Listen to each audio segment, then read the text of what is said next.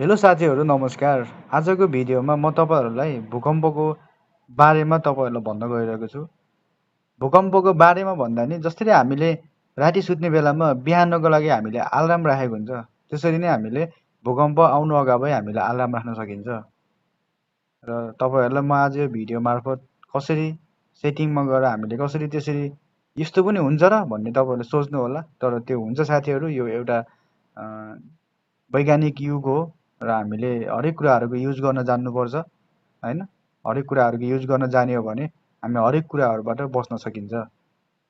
र साथीहरू यो भिडियो हेरिसकेपछि तपाईँहरूलाई यो भिडियो कस्तो लाग्छ, जस्तो लाग्छ त्यस्तो सुझाव सल्लाह र लाइक कमेन्ट सब्सक्राइब र सेयर गर्न नभुल्नु होला।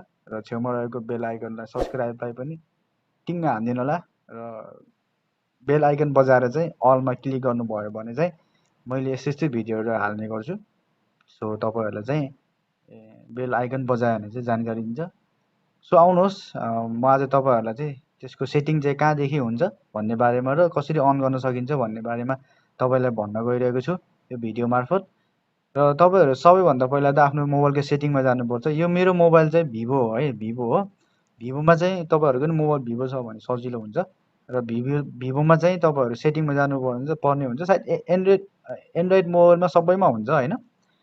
सेटिङमा जानुपर्छ। म सेटिङमा गएँ, तपाईँहरूले देख्न सक्नुहुन्छ। म सेटिङ ओपन गरेँ र तपाईँहरूले यहाँ धेरै अप्सनहरू हुन्छ होइन। धेरै अप्सनहरूमध्ये आफ्नो विशेषता छँदैछ र तपाईँहरूले यहाँ देख्न सक्नुहुन्छ लोकेसन भनेर एउटा छ लोकेसन होइन। यहाँ तपाईँहरूले लोकेसनमा क्लिक गर्नुपर्ने हुन्छ।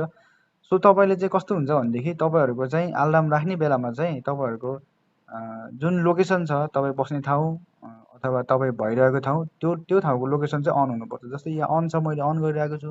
जस्तै मैले अफ भयो, यस्तो चाहिँ हुनु भएन है साथीहरू। यस्तो भयो भने चाहिँ तपाईँहरूले अलार्म राखे पनि त्यो थाहा हुँदैन र नराखे त झन् थाहा हुने कुरो भएन। सो तपाईँहरूले चाहिँ यो अन गर्नै पर्छ। एनी टाइम 24 घन्टा यो चाहिँ अन हुनु पर्यो। र साथीहरू तपाईँहरूले यहाँ देख्न सक्नुहुन्छ, यहाँ तलतिर धेरै अप्सनहरू छ।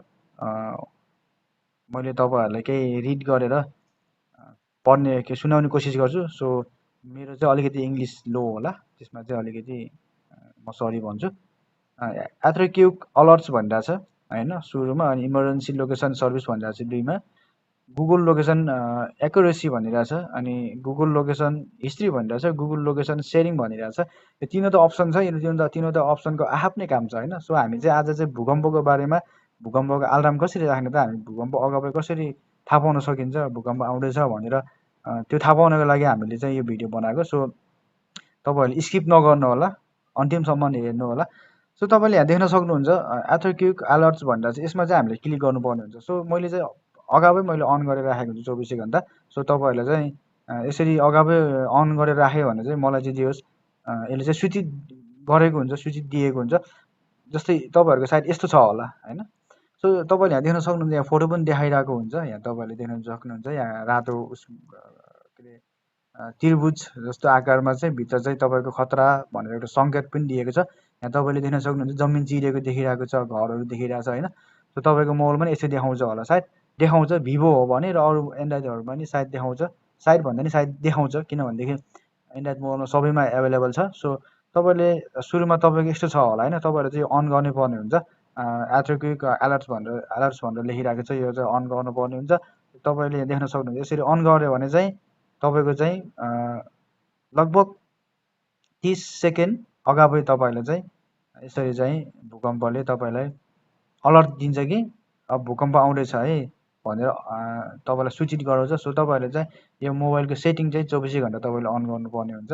यहाँ हामीले पढ्नु पनि सक्छ होइन, यहाँ तपाईँहरूले पढ्न पनि सक्छ। यहाँ होइन एथ्रोक्युक इज डेडिकेटेड नियर बाई भनिरहेछ। यहाँ भनेको भूकम्प नजिकैको लागि भनेर यसरी भनिरहेछ। यहाँ यो विल बी तपाईँले राम्रोसँग पढ्न सक्नुहुन्छ होइन।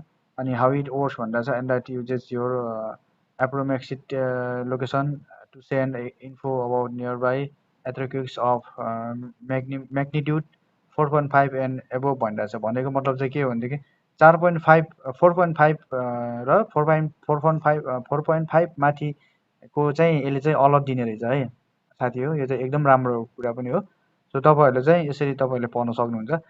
र तपाईँहरूले चाहिँ यो चाहिँ तपाईँहरूले 24 घन्टा अन गर्नुपर्ने हुन्छ। सो साथीहरू तपाईँहरूको सेटिङमा गएर यसरी हेर्नु होला। मैले चाहिँ आफूले जानेको र म आफैले युज गर्ने कुराहरू तपाईँलाई भनिरहेको छु।